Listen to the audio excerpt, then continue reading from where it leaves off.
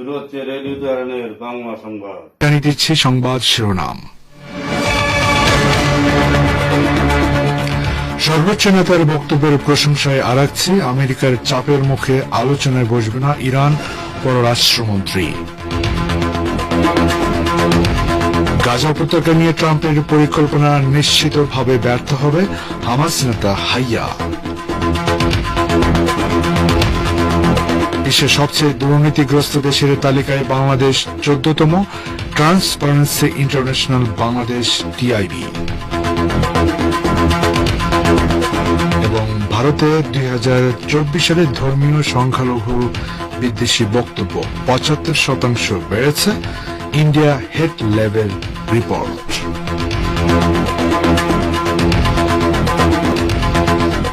আসসালামু আলাইকুম। সংবাদ শিরোনামগুলো শুনছিলেন এতক্ষণ, এবার বিস্তারিত পরিবেশনে আছি আমি বাবুল আখতার।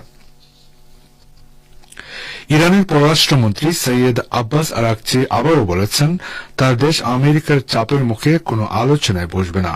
তিনি ইরানের সর্বোচ্চ নেতা আয়াতুল্লাহিল ওজমা খামেনির একটি বক্তব্য উদ্ধৃত করেন, যেখানে তিনি বলেছিলেন পাশ্চাত্যের সঙ্গে যে কোনো আলোচনা হতে হবে যুক্তির ভিত্তিতে ও কৌশলগত কারণে। ইসলামী বিপ্লবের 46তম বিজয় বার্ষিকী উপলক্ষে সোমবার ইরানের পশ্চিমাঞ্চলীয় শহর হামেদানের শোভাযাত্রায় অংশ নিয়ে একথা বলেন আরাকচি। তিনি মার্কিন প্রেসিডেন্ট ডোনাল্ড ট্রাম্প প্রশাসনের পক্ষ থেকে আলোচনার প্রস্তাব প্রত্যাখ্যান করে বলেন, সর্বোচ্চ চাপ প্রয়োগ করে আলোচনার প্রস্তাব প্রতারণা ছাড়া আর কিছু নয়। ইরানের পররাষ্ট্রমন্ত্রী বলেন, কোন বিদেশি শক্তি যেন এদেশের জনগণ ও নেতাদের উপর কোন সিদ্ধান্ত চাপিয়ে দিতে না পারে, সে বিষয়টি নিশ্চিত করার জন্য ইরানে ইসলামী বিপ্লব হয়েছে। আরাকচি স্পষ্ট করে বলেন, মার্কিন সরকার চুক্তি করে তা ভঙ্গ করে বলে ওয়াশিংটনের সঙ্গে আলোচনায় ইরান বিশ্বাসই করে না। তিনি বলেন, এর আগে ইরান সুধারণা পোষণ করে পাশ্চাত্যের সঙ্গে চুক্তি করেছিল, কিন্তু অপরপক্ষ সে চুক্তি ভঙ্গ করেছে এবং একসময় তা থেকে বেরিয়ে গেছে। ইহুদিবাদ ইসরায়েলের প্রধানমন্ত্রী বেনিয়ামিন নেতানিয়াহু সৌদি ভূখণ্ডে একটি ফিলিস্তিন রাষ্ট্র প্রতিষ্ঠা করার যে আহ্বান জানিয়েছেন তার কঠোর নিন্দা করেছেন ইরানের পররাষ্ট্রমন্ত্রী সৈয়দ আব্বাস আরাকচি। তিনি বলেছেন, এটি হচ্ছে নজিরবিহীন আগ্রাসনের পরিকল্পনা, যা অঞ্চলের শান্তি ও নিরাপত্তাকে মারাত্মকভাবে হুমকিগ্রস্ত করছে। তিনি গতকাল সৌদি পররাষ্ট্রমন্ত্রী প্রিন্স ফয়সাল বিন ফারহানের সঙ্গে এক টেলিফোনে এই নিন্দা জানান। নেতানিয়াহুর বক্তব্যকে ভয়ঙ্কর উস্কান হিসেবে উল্লেখ করে আরাকচি সতর্ক করে দিয়ে বলেন, এ ধরনের বাগাড়ম্বর ইহুদিবাদী ইসরায়েলের সম্প্রসারণবাদী উচ্চাকাঙ্ক্ষার স্বরূপ উন্মোচন করে দেয়। ফিলিস্তিনি জনগণকে জোরপূর্বক তাদের অবশিষ্ট ভূখণ্ড থেকেও বিতাড়িত করে এবং অবৈধ ইহুদি বসতির বিস্তার ঘটানোর যে অভিপ্রায় তেল আবিব প্রকাশ করেছে তারও নিন্দা জানান ইরানের পররাষ্ট্রমন্ত্রী। মার্কিন প্রেসিডেন্ট ডোনাল্ড ট্রাম্প সম্প্রতি গাজা উপত্যকা নিয়ে নিজের দুরভিসন্ধি ধাপে ধাপে বর্ণনা করেছেন। ট্রাম্পের এসব কথাবার্তায় পুলকিত যুদ্ধাপরাধী নেতানিয়াহু গত সপ্তাহে বলেছেন, সৌদি আরবে বহু খালি জায়গা পড়ে আছে, যেখানে গাজাবাসীকে স্থায়ীভাবে বসবাসের সুযোগ দেওয়া যেতে পারে এবং সেখানে একটি ফিলিস্তিন রাষ্ট্র প্রতিষ্ঠা করা সম্ভব।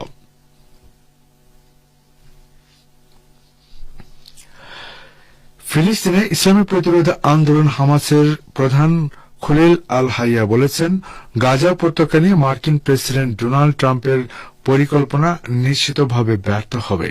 তিনি সোমবার ইরানের ইসলামী বিপ্লবের 46তম বিজয় বার্ষিকীর শোভাযাত্রা শেষে রাজধানী তেহরানের আজাদি স্কোয়ারে সমবেত লাখো জনতার উদ্দেশ্যে দেওয়া ভাষণে এই মন্তব্য করেন। হাইয়া বলেন, আমরা তাদের পরিকল্পনা ব্যর্থ করে দেব, যেভাবে তাদের আগের আরো অনেক পরিকল্পনা ব্যর্থ করে দিয়েছে। এর আগে রোববার ট্রাম্প তার জন্য নির্ধারিত রাষ্ট্রীয় বিমানে সাংবাদিকদের সঙ্গে আলাপকালে তার আগের একটি দাবির পুনরাবৃত্তি করে বলেন, তিনি গাজা উপত্যকাকে কিনে এর মালিকানা নিতে বদ্ধপরিকর।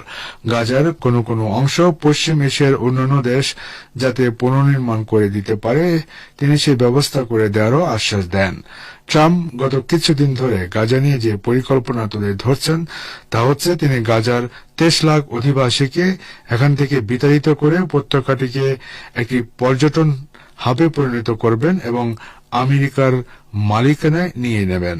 তার এই দুরবসন্ধির জবাবে হামাস এক বিবৃতিতে বলেছে, রিয়েল স্টেট ডিলারের মতো ট্রাম্প যেসব কথাবার্তা বলছেন তা ব্যর্থতায় পর্যবসিত হবে।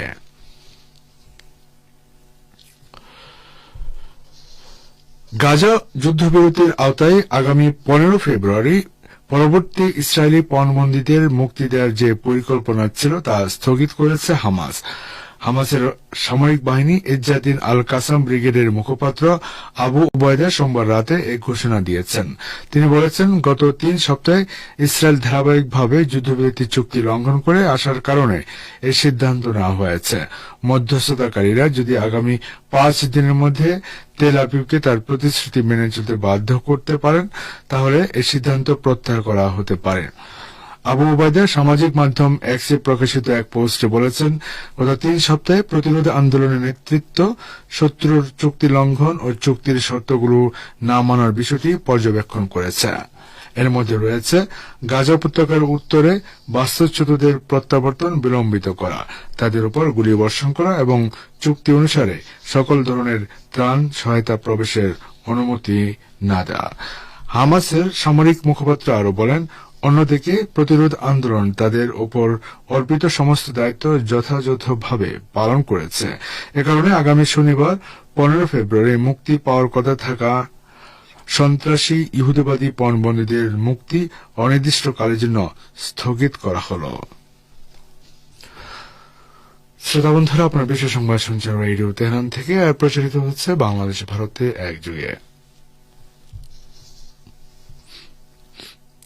বিশ্বে 180টি দেশের মধ্যে সবচেয়ে দুর্নীতিগ্রস্ত দেশের তালিকায় বাংলাদেশের অবস্থান 14তম বলে জানিয়েছে দুর্নীতি বিরোধী আন্তর্জাতিক সংস্থা ট্রান্সপারেন্সি ইন্টারন্যাশনাল বা টিআইবি। আজ বেলা 11টায় তাদের ধানমন্ডি কার্যালয়ে দুর্নীতির ধারণা সূচক 2024 প্রকাশ উপলক্ষে আয়োজিত এক সংবাদ সম্মেলনে এমনটি জানান সংস্থাটির নির্বাহী পরিচালক ইফতেখারুজ্জামান। তিনি জানান, সিপিআই 2024 অনুযায়ী বাংলাদেশের স্কোর 23, গতবারের চেয়ে 1 পয়েন্ট কম। ফলে নিচের দিকে বাংলাদেশের অবস্থান 14তম, যা গত 13 বছরের মধ্যে সর্বনিম্ন। ইফতেখারুজ্জামান বলেন, স্কোর বিবেচনায় উচ্চক্রম অনুসারে 2 ধাপ অবনীত হয়ে বাংলাদেশের অবস্থান 180টি দেশের মধ্যে 151তম। টিআইবির নির্বাহী পরিচালক জানান, সূচক অনুযায়ী দক্ষিণ এশিয়ায় আফগানিস্তান 17 পয়েন্ট নিয়ে সর্বনিম্ন অবস্থানে রয়েছে। এ অঞ্চলে আফগানিস্তানের পরে বাংলাদেশের অবস্থান। সংবাদ সম্মেলনে আরো উপস্থিত ছিলেন টিআইবির উপদেষ্টা অধ্যাপক সুমাইয়া খায়ের ও পরিচালক মোহাম্মদ তৌহিদুল ইসলাম। কক্সবাজারের টেকনাফ উপজেলার নাফ নদীর মোহনা থেকে একটি নৌকাসহ 4 বাংলাদেশি জেলেকে অস্ত্রের মুখে অপহরণ করে নিয়ে গেছে মিয়ানমারের সশস্ত্র বিদ্রোহী গোষ্ঠী আরাকান আর্মির সদস্যরা। আজ বেলা 11টার দিকে উপজেলার সাবরাং ইউনিয়নের শাহপুরের দ্বীপের গোলারচর মোহনার কাছাকাছি নাকখান্দিয়া এলাকা থেকে তাদের অপহরণ করা হয়। মিয়ানমারের সরকারি জান্তার সঙ্গে টানা 11 মাস সংঘাতের পর গত 8 ডিসেম্বর রাখাইন রাজ্যের মংডু টাউনশিপ দখলে নেন স্বাধীনতাকামী সশস্ত্র বিদ্রোহী গোষ্ঠী আরাকান আর্মির সদস্যরা। এরপর থেকে নাফ নদীতে তাদের জলসীমানায় নৌযান চলাচলের উপর নিষেধাজ্ঞা জারি করা হয়।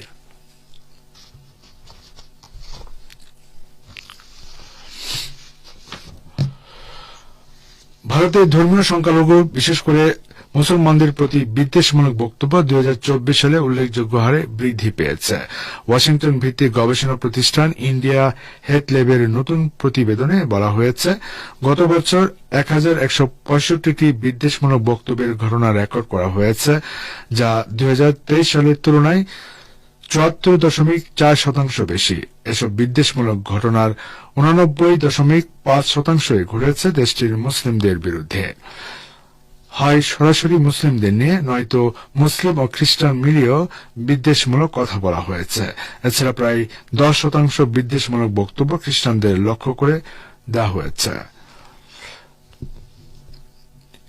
ইন্ডিয়া হেলথ ল্যাব ওয়াশিংটন ভিত্তিক গবেষণা প্রতিষ্ঠান center for the study of organized হেটের একটি প্রকল্প। তাদের প্রতিবেদনে ভারতে বিশেষ করে প্রধানমন্ত্রী নরেন্দ্র মোদীর ভারতীয় জনতা পার্টি ও এর মিত্রদের শাসিত রাজ্যগুলোতে ঘৃণা বক্তব্য বেড়ে যাওয়ার প্রবণতা নিয়ে গভীর উদ্বেগ প্রকাশ করা হয়েছে।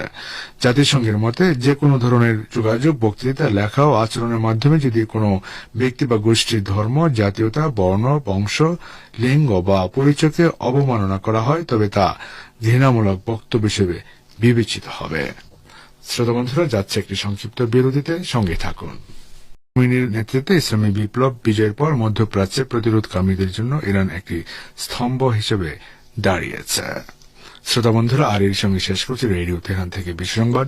সঙ্গে থাকার জন্য অনেক অনেক ধন্যবাদ।